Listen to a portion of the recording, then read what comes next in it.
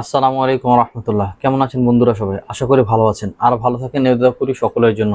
আজকে একটি নতুন বিষয় নিয়ে আপনাদের সামনে আলোচনা করব। আশা করি এটা অনেকেই ফায়দা পাবেন আলহামদুলিল্লাহ।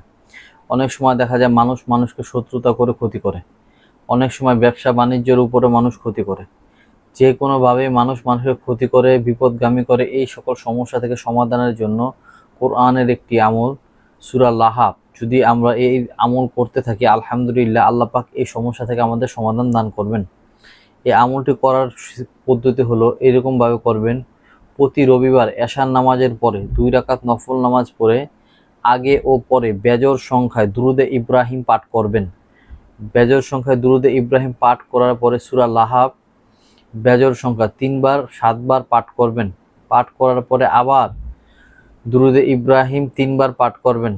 তারপরে আল্লাহর দরবারে শত্রুকে দমনের জন্য দোয়া করবেন। এটি খুব পরীক্ষিত ও কার্যকরী একটি আমল। আজকে এ পর্যন্তই। অন্য কোনো দিন অন্য কোনো বিষয় নিয়ে আলোচনা হবে। আসসালামু আলাইকুম ওয়া রাহমাতুল্লাহ।